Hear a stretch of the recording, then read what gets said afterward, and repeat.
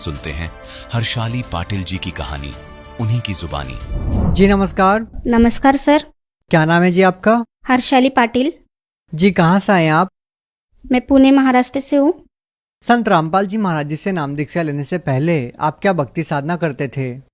हम हिंदू धर्म से हैं सर, तो हम सभी देवी देवता की पूजा करते थे, सभी व्रत करते थे, तीर्थों पे जाते थे, शिरडी के साईं बाबा के मंदिर जाना, बालाजी जाना। और हम नासिक से हैं, तो नासिक में हम लोग पंचवटी जाना, हर कोई बड़ा सा व्रत रहता था एकादशी का या कुछ भी, तो हम लोग गंगा स्नान के लिए जाते थे पंचवटी में। जब आप पहले से ही सभी प्रकार की पूजा साधना कर रहे थे तो फिर आप संत रामपाल जी महाराज जी के शरण में क्यों गए? संत रामपाल जी महाराज जी के शरण में मेरे माँ और पापा जुड़े हुए थे।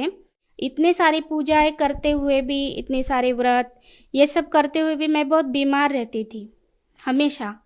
मतलब मुझे हफ्ते 2 हफ्ते में अस्पताल जाना ही जाना था। कभी पेट में दर्द हो गया, कभी सर्दी हो गई, कभी खांसी हो गई, कभी कुछ, तो मतलब ऐसे में हमेशा बीमार रहती थी। तो मेरे पापा ने मुझे कहा कि उन्होंने तो 14 में नाम दीक्षा ली हुई थी संत रामपाल जी महाराज जी से, तो वो मुझे हमेशा बताते थे उस समय के बाद से कि संत रामपाल जी महाराज जी से तुम भी बेटा नाम दीक्षा ले लो और तुमको भी लाभ होंगे। तुम ये हमेशा बीमार रहती हो, अस्पताल में इतना पैसा खर्च हो जाता है, एक बार आप संत रामपाल जी महाराज जी से नाम दीक्षा लेके देखो, आपको भी लाभ होगा। जी आपको क्या समस्याएं थी? मुझे अपने मेरे पेट में एक सिस्ट हुआ था लेफ्ट वोर में। तो मैंने डॉक्टर से ट्रीटमेंट करवाई अपनी, लेकिन वो ठीक नहीं हो रहा था।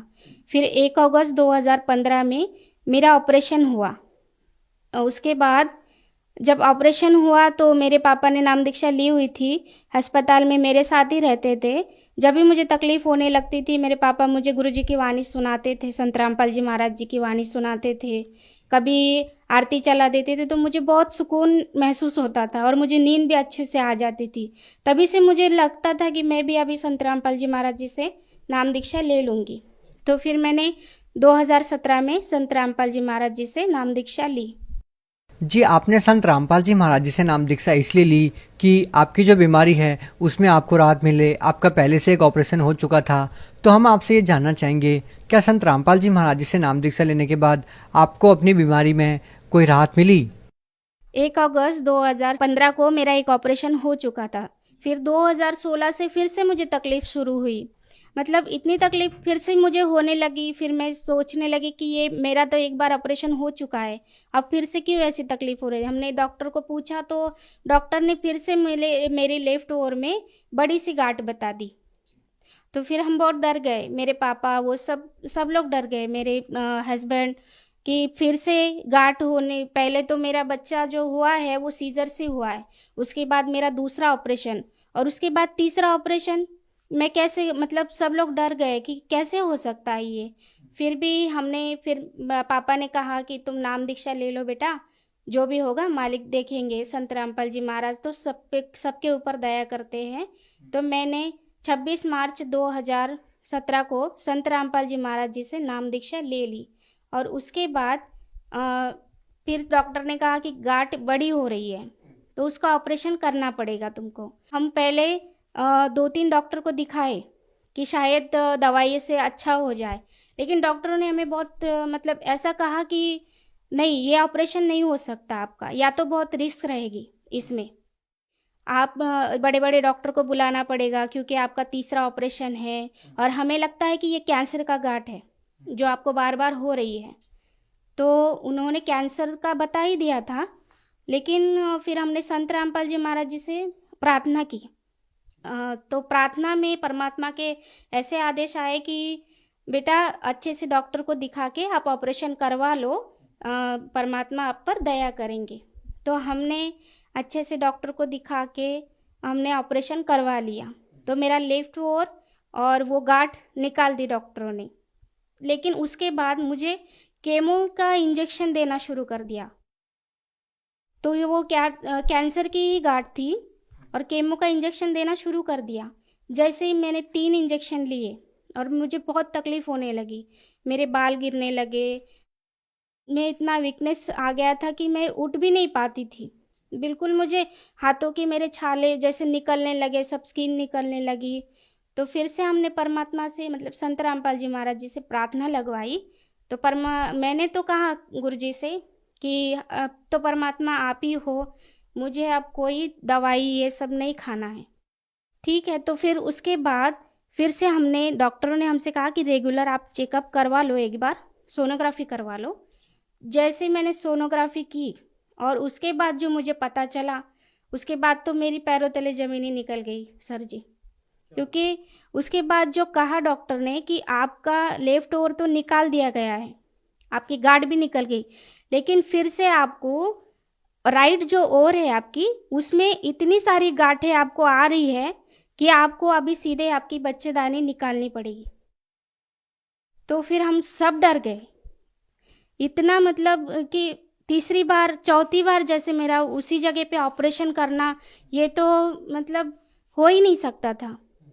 तो फिर हमने संत रामपाल जी महाराज जी से प्रार्थना लगवाई और फिर मैंने संत रामपाल जी महाराज जी से मन ही मन कहा कि हे परमात्मा, आप ही परमात्मा हो, आप ही सबसे बड़े डॉक्टर हो इस पृथ्वी के, आपके सिवा तो कोई डॉक्टर है ही नहीं हमारे लिए। हम आपके बच्चे हैं, आपके शरण में आए, आप मुझे आपको जैसे भी रखना है मालिक, आप ही रखो। तो फिर मैंने दवाई वो सब बंद कर दिया, मैंने किसी भी डॉक्टर को नहीं दिखाया। उसके बाद फिर मेरा जो 1 अगस्त को ऑपरेशन हुआ था 2017 में, मुझे डॉक्टर ने कहा था कि आप सफ़र नहीं कर सकती। तो सर जी उस दिन के बाद मैं, वो दिन है जिस दिन मैंने संत रामपाल जी महाराज जी से प्रार्थना लगाई, और उस दिन के बाद आज का दिन है, आज 4 साल हो गए। मैंने ना तो कोई सोनोग्राफी करवाई है अपनी, ना ही किसी डॉक्टर के पास गई हूँ, और मैं आज बिल्कुल स्वस्थ हूँ, बिल्कुल अच्छी हूँ। संत रामपाल जी महाराज जी के दया से मैं बिल्कुल आज ठीक हूँ। हंसाली जी, आपने हैरान कर देने वाली बात बताई है कि जिस कैंसर की बीमारी का ऑपरेशन आपका 2 बार हो चुका था, उसके बावजूद आपको कैंसर की बीमारी दोबारा से हो रही थी, और आपने बताया कि संत रामपाल जी महाराज जी ने आपकी वो कैंसर की बीमारी ठीक कर दी। ये सुनने में बहुत अजीब लगती है। क्या वाकई संत रामपाल जी महाराज जी ने आपकी कैंसर की बीमारी ठीक कर दी? जी, बिल्कुल सही बात है, क्योंकि संत रामपाल जी महाराज ही एकमात्र संत है जो अपने पुराण, बाइबल, अपने जो ग्रंथ है उसमें से हमें सत्य साधना बताते हैं। इसी के वजह से हम सत्य साधना करने के वजह से ही हमारे सारे रोग दूर हो सकते हैं। और मेरा बेटा है सर जी, 13 साल का है।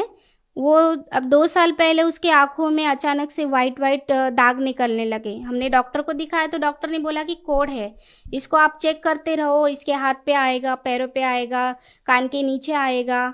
तो मैंने अपने पापा से कहा कि पापा ऐसा ऐसा है, तो पापा ने कहा कि नहीं बेटा, ऐसा नहीं हो सकता, परमात्मा, हम संत रामपाल जी महाराज जी के शरण में हैं हम, तो कोढ़ का दाग, जब तुम्हारा कैंसर ठीक हो सकता है तो कोढ़ का दाग उनके लिए क्या है, बस उसे भक्ति करने के लिए बोलो, क्योंकि वो भी गुरु जी की शरण में है, संत रामपाल जी महाराज जी के शरण में है। तो हमने संत रामपाल जी महाराज जी से प्रार्थना की। संत रामपाल जी महाराज जी ने बताया कि बेटा भक्ति करने को बोलो उसको, बस मालिक दया करेंगे। तो उसके बाद आज 2 साल हो गए, उसके आंखों के दाग बिल्कुल सही है। हमने किसी भी डॉक्टर को नहीं दिखाया है, और आर्थिक लाभ तो हमें बहुत हुए। पहले जो मुझे जो बीमारी थी, हमेशा मैं, मेरा बेटा, हमेशा हमें बीमारी चलते रहते थे, इसकी वजह से बहुत खर्चा होता था। हर हफ्ते में बोलो 15 दिन में, हफ्ते में हम लोग अस्पताल में चक्कर काटते रहते थे। तो उसकी वजह से हमारी आर्थिक परिस्थिति बहुत ही ख़राब चल रही थी। लेकिन जैसे ही हमने संत रामपाल जी महाराज जी से नाम दीक्षा ली, तो मेरा भी अस्पताल जाना ये सब बंद हो गया। मैं अभी ठीक हूँ, और मेरा बेटा भी ठीक है। तो इसलिए हमें बहुत अच्छी तरह से, मतलब संत रामपाल जी महाराज जी की दया से हमारी आर्थिक परिस्थिति भी बहुत अच्छी है। हंसाली जी, संत रामपाल जी महाराज जी के बारे में ये कहा जाता है कि वो व्रत उपवास करने के लिए मना करते हैं, या फिर हार श्रृंगार करने के लिए मना करते हैं, जबकि ये महिलाओं के लिए बहुत पवित्र माना जाता है। तो आप क्या मानते हैं, संत रामपाल जी महाराज जी इन सब चीज़ों को मना क्यों करते हैं? जी, इन चीज़ों के लिए इसलिए मना करते हैं क्योंकि इन चीज़ों का कोई मतलब नहीं है। जो शास्त्रों में बताया गया है ये सब आडंबर है। जो हमें करना है शास्त्रों में लिखा हुआ है वही साधना करनी है, और वो बिल्कुल सादगी से की जाती है। ना कि सिंदूर लगाने से किसी भी बहन का पति की उम्र बढ़ती है, ये सब अंधश्रद्धा है। हम लोग अगर नहीं भी सिंदूर लगाएंगे और लगाएंगे भी तो भी उनकी जितनी उम्र है उतना वो जिएंगे।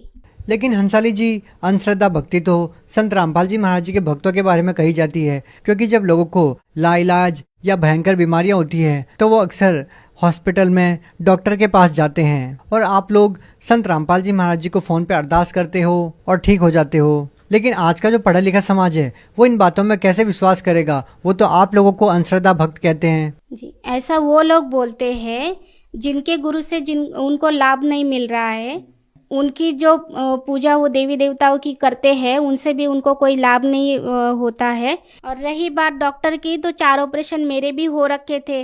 मैं तो कैंसर की बीमारी से जूझ रही थी, फिर भी मैंने संत रामपाल जी महाराज जी से नाम दीक्षा लेने के बाद मुझे लाभ हुआ। मेरा आज कैंसर बिल्कुल ठीक है और मैं बिल्कुल स्वस्थ हूँ। आपको भी इस तरह के लाभ चाहिए तो आप भी संत रामपाल जी महाराज जी के शरण में आके देखिए, आपको भी लाभ मिलेगा। आप भगत समाज को क्या संदेश देना चाहते हैं? भगत समाज को प्रार्थना कर सकती हूँ सर कि ये शास्त्र अनुसार भक्ति हमें संत रामपाल जी महाराज ही बताते हैं इस पृथ्वी पर। इनके अलावा और कोई भी संत नहीं है जो शास्त्र अनुसार साधना बताते हैं। तो आप संत रामपाल जी महाराज जी के सत्संग सुनिए, ज्ञान समझिए और उनके शरण में आइए। अगर कोई व्यक्ति संत रामपाल जी महाराज से नाम दीक्षा लेना चाहता है तो उनसे नाम दीक्षा कैसे प्राप्त कर सकता है? जी, विविध चैनलों पर संत रामपाल जी महाराज जी के सत्संग चलते हैं, जिसके नीचे पीली पट्टी चलती है। आप उस नंबर पे फ़ोन करिए, वहाँ से नज़दीकी नामदान सेंटर का पता कीजिए और उनसे नाम दीक्षा लीजिए जो निःशुल्क मिलती है। उनसे नाम दीक्षा लेकर आप अपना कल्याण करवाइए। जी, बहुत बहुत धन्यवाद। धन्यवाद सर।